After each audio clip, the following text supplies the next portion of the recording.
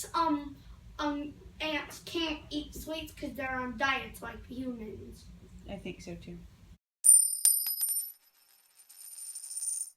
Welcome back, YouTubers. It is Thursday, so Stephanie, Tubal Reversal Mom here, is going to do an autism video. And as I explained last week, I am starting a series going through the years of how we got Noah diagnosed, because it was a very long process. Sometimes getting an autism diagnosis isn't easy. So this video is going to go over his second year, so age 2 to 3. By age 2, Noah was walking, but he still wasn't walking very well. Like, he would walk bow-legged. He really couldn't run very well, if at all. He still wasn't talking.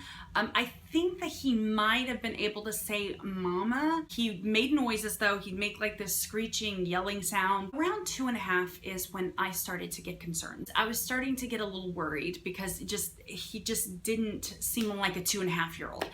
And so I just did a quick Googling of like his symptoms. He wasn't talking, he wasn't trying to socialize, he wasn't playing, he had absolutely no interest in anything. I Googled a couple of the symptoms, and what kept coming up was autism. I didn't know anything about autism. I just casually brought it up to Lonnie and said, do you think that he has autism? Lonnie knew less about autism than I did, so he's like, no, like he really didn't think so. And I was like, okay. It was getting a lot harder to deal with him. I'll be honest. It would take us 4 to 5 hours to get him down for a nap. At this point, I had stopped working because there was just no way that I was going to be able to work. There was no way for him to be in a daycare. He had already been like kicked out of one church daycare, so we really weren't wanting to venture and try another one yet. So trying to get my 2-year-old down, my 3-year-old, and then my 5 to 6-year-old down for a nap, it was really, really challenging.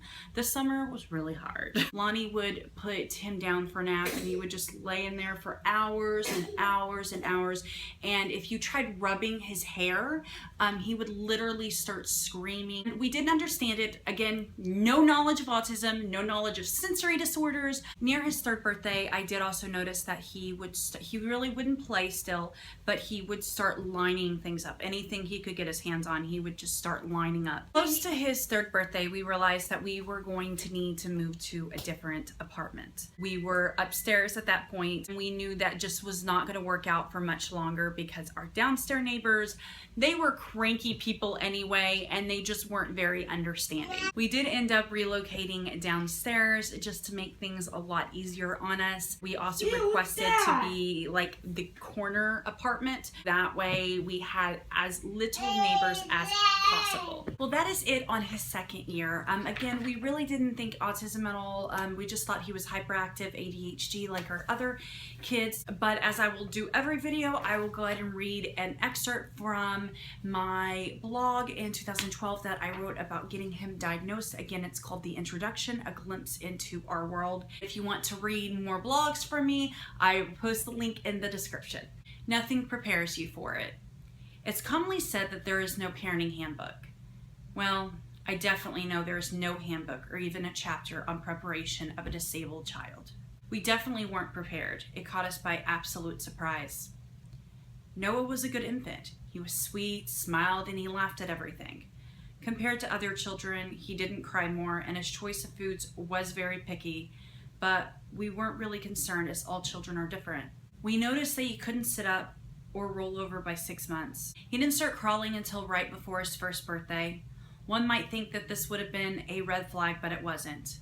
When both parents work full-time plus 2 toddlers, it's very easy to miss. It wasn't until he was approaching 19 months that there was concern.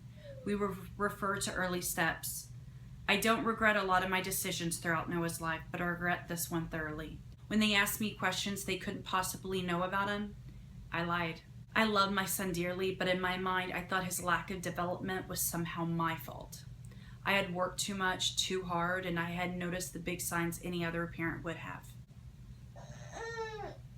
He promised myself I wasn't gonna cry. He was 20 months old, and he wasn't walking, pulling himself on furniture, talking at all, or socializing with other peers on an appropriate age level.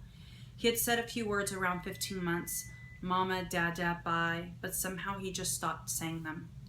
I wasn't aware of signs of autism. Again, I was just busy. He began pulling himself up on furniture a few months later, and then around his 2nd birthday, he was full-fledged walking. We were relieved and chalked it up to an extremely late walker and talker.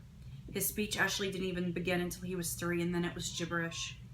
Even though his speech wasn't developed until then, shortly after his 2nd birthday, we noticed that the child we knew before wasn't the child we had now. It was literally like a switch went off in him. Throughout our journey with Noah, many opinionated individuals have labeled him with hyperactivity. Now let me clarify something. Our daughter has ADHD and our other son has ADD. We are very aware of how hyperactivity and attention deficit disorders present. He would run and scream through the house for no reason all day long. He'd purposely bang his head on walls or bite himself. He was very silly and goofy beyond any 2-year-old we had encountered. We began to adjust our lives to having this hyperactive child. Sound, touch, and large crowds seemed to make things worse for him. He couldn't talk or express himself, so he either tried to hurt himself, others, or just scream for no apparent reason.